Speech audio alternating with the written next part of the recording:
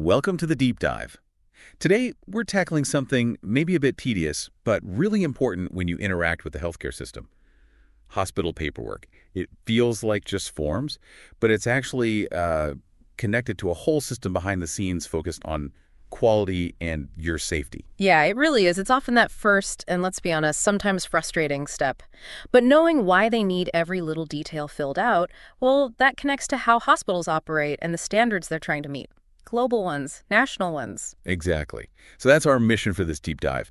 We've looked at sources covering patient forms, big international accreditors like JCI, national ones like NABH in India, and the role of healthcare consultants. Yeah. We want to unpack all that, show you why the paperwork matters, who sets the quality rules, and how hospitals get help meeting them. Ultimately, the goal is for you to feel a bit more informed about how it all works. Sounds good. Let's jump in. Okay, so let's start right there with that paperwork pile. One of the sources really hammered home the don'ts for patients. And the biggest one, leaving stuff blank.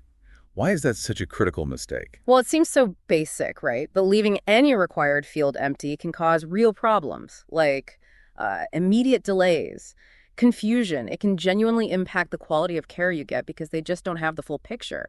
And then, down the line, billing nightmares, insurance holdups, you name it. The sources basically say accurate info is step one in preventing medical errors. Blank fields, the red flags. Right, it's the foundation they build on. So thinking about the specifics from the sources, what are the absolute must-fills, the non-negotiables? Okay, number one, personal info. Full name, age, your contact details. If they can't find you in the system quickly or identify you correctly, especially if it's an emergency situation, well, that's lost time you might not have. Makes sense. And emergency contacts were stressed too. Obvious, maybe, but critical if things go sideways. Oh, absolutely vital. They have to be able to reach someone. But probably the section emphasized the most, across the board, medical history and current conditions. Ah, yeah. That seems huge. It is, because doctors rely on it for, well, everything, making informed decisions. They need to know about existing conditions, allergies, past surgeries, any treatments you've had before. Because otherwise you risk things like prescribing a drug you're allergic to. Exactly. Like a penicillin allergy, that's the classic example, could be serious, even fatal. Or, maybe you have a heart condition. That definitely changes how they'd approach anesthesia for a surgery. Accurate history is like a primary safety net against errors, and that includes the medication list, everything you're currently taking. Right, the medication list. I always find that one tricky to remember on the spot. Yeah, me too. And that's why the advice is, when in doubt, list it all. Even over-the-counter stuff, vitamins, supplements, dosage, how often you take it, they can sort it out. The big risk is a harmful drug interaction if they prescribe something new without knowing the full picture. Okay, so basics, emergency contacts, full medical history, all medications. Got it. What about the forms that feel more like legal documents? Right, the consent forms. Like consent for treatment. This isn't just ticking a box. It's the legal authorization for them to actually provide care, perform necessary procedures. If you don't fill it out and sign it, treatment can literally be delayed. And the sources really push this. If you're unsure or uncomfortable, ask questions. Don't just leave it blank. That's part of informed consent, truly understanding what you're agreeing to. And signatures are needed everywhere, right? Not just on Consent? Yep, consent forms, financial responsibility agreements, anything requiring a signature needs one. Missing signatures just create administrative tangles, legal issues later on. So you might see admission forms, consent forms, Yeah. discharge forms. Maybe outpatient forms if it's not an overnight stay. It can be a lot. It definitely adds up. And the sources had some really good practical tips beyond just filling things in, like a patient's DOs and don'ts list. Oh yeah, I remember those. Like DO, ask for forms in a language you actually understand. That seems fundamental for consent. Totally. If you can't read it, how can you truly agree or confirm your info is right? And DO, keep copies of everything. Take photos on your phone if you need to. Forms, insurance papers, discharge instructions. Keep a record. And the don'ts were just as important. Don't sign anything blank or only partially filled. That feels like asking for trouble. Big time. Also, don't ignore cost estimates they might give you. Don't lose that admission ID bracelet or sticker. And a really key one, don't rely on just what someone tells you verbally. If it's important to promise an instruction, try to get it in writing. Good point. And don't leave without knowing how to get test results that aren't ready yet. Exactly. And if it all feels like too much, the advice is simple. Ask for help. Staff are there to explain things. It really circles back to those quotes you mentioned earlier from one of the sources. Something like, paperwork is part of your treatment journey. Understanding it protects your rights and finances. Yeah. And the other one, in healthcare, clarity is safety. Understanding paperwork ensures better care, less confusion, and more peace of mind. It reframes it, doesn't it? Not just red tape, but a safety tool. Yeah. Your input is the first step. Okay, so that accurate patient info is the starting point. But how do hospitals make sure their systems, the ones using this info and delivering the care, are up to scratch? Right. How do they maintain quality and safety standards across the whole organization?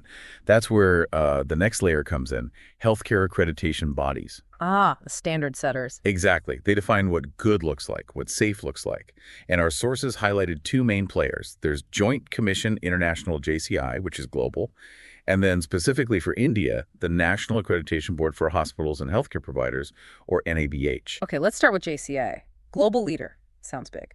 It is. They're widely recognized for healthcare quality and patient safety standards worldwide. Their mission statement is basically about enabling and confirming the highest standards everywhere. And they operate in over 70 countries, accredited more than 1,000 programs. So yeah, big footprint. They've got a lot of experts involved too. And what makes their standards considered so rigorous? What do they actually look at? Well, they develop these detailed international standards themselves, but it's not just the book of rules. They have an evaluation process designed to help hospitals improve. The sources mention things like their international patient safety goals. These target specific problem areas known globally, like making sure they identify patients correctly every time, improving communication between staff, preventing mistakes in surgery, real-world risks. And they update them, too, mentioned an 8th edition of hospital standards. So it evolves. So they're constantly refining what best practice looks like. And it's more than just standards. You mentioned other things they offer. Yeah, it's sort of a whole support system. Certifications for specific programs, like for clinical care or telehealth now. Advisory services to help hospitals prepare or improve quality management, infection control. Training, publications, online tools. The idea is to help hospitals build a lasting culture of safety, not just pass a test once. We saw quotes from hospitals saying it helped with teamwork, gave them a competitive edge, and crucially, organizes and strengthens patient safety efforts. It's meant to be transformative. Right. That external validation probably builds patient trust too, knowing a hospital met those international benchmarks. Okay, so switching gears slightly to the national focus NABH in India. Right.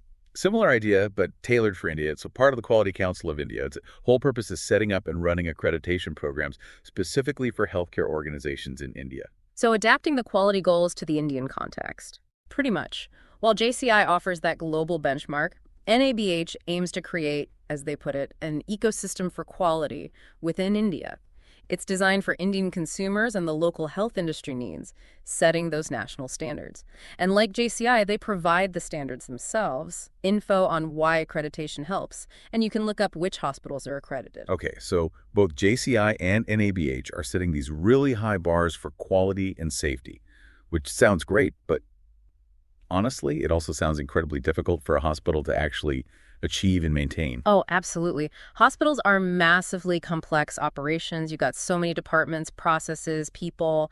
Implementing these comprehensive standards consistently, it's a huge challenge. And that's often where healthcare consultancies come into play. They act as a bridge. A bridge between the standards and the day-to-day reality of running a hospital. Exactly. Helping hospitals translate those requirements into actual practice. Our sources use Supreme Medic Consultancy as an example of this kind of firm. Right. And what sort of help do they provide? They basically position themselves as a partner for hospitals, helping them from the ground up, from planning and designing a new facility all the way through getting accredited and managing daily operations. And they work with all sorts, small nursing homes up to big multi-specialty places. So it's not just about ticking the boxes for accreditation day, but actually embedding those practices. That's the idea. The sources say their approach involves bringing in experts to help hospitals implement best practices. Think about meeting specific NABH standards, like for managing medical records properly or ensuring robust infection control protocols. Or making sure those patient forms we started with are filled out right and stored securely. Exactly. That ties right back. So services they listed included things like setting up the medical record department or MRD, implementing a hospital information system or HIS. They explicitly mentioned offering NABH implementation and accreditation support. Also, quality management systems, writing standard operating procedures, SOPs for how things should be done. These are the practical building blocks. And they even get into staffing and legal stuff. That seems pretty comprehensive. Yeah, recruitment support, legal, and ethical compliance help were listed. It shows just how many different areas have to be working well together to meet those overall quality goals. The sources mention their expertise, naming a specific doctor focused on strategy and quality. It highlights that this is specialized work. And they even offer physical products, like setting up modular operating theaters. So they're involved in the infrastructure too. Yeah, it paints a picture of trying to be a one-stop shop. The benefits they claim are things like comprehensive service, expertise, efficiency, making sure you meet regulations, basically helping hospitals handle the complexity. And interestingly, the source mentioned they sometimes even take equity as a fee, suggesting they can become really integrated partners in a hospital's success. Okay, let's try and tie this all together. We started with you, the patient, and that stack of paperwork. Filling it out correctly is step one for your own safety. Right. And that information feeds into the hospital's wider systems, which ideally are designed and run to meet these demanding standards for quality and safety. Standards set by organizations like JCI globally or NABH nationally in places like India, they define what good looks like. And then you have support systems like consultancy firms. Supremedic was our example, stepping in to help hospitals navigate the enormous complexity of actually doing it, implementing the standards, managing operations, meeting the criteria. And the goal of this whole layered system is that it all works together, from your accurate information to the high standards to the support helping hospitals meet them. It should result in safer, better quality care for everyone. Yeah. Understanding your role with the paperwork empowers you. Knowing about accreditation gives you maybe a measure of a hospital's commitment, and seeing the consultancy role shows the sheer effort involved behind the scenes. It definitely reinforces why taking those do's and don'ts seriously with the forms isn't just about rules, it's about participating in your own safety net. Exactly. So we've journeyed from those initial forms, through the bodies setting global and national benchmarks, to the structures that help hospitals put it all into practice. It really highlights that safe, effective healthcare isn't simple. It takes effort and clear processes at every single level. Which kind of leaves us with a final thought for you, the listener, to maybe chew on. If all this paperwork and accreditation is about standardizing care based on expert-defined criteria, what role does, or maybe should, individual patient feedback and experience play in continuously shaping and improving those very standards? How does the patient voice loop back in to refine the system itself? Something to think about. Thank you for joining us for this deep dive.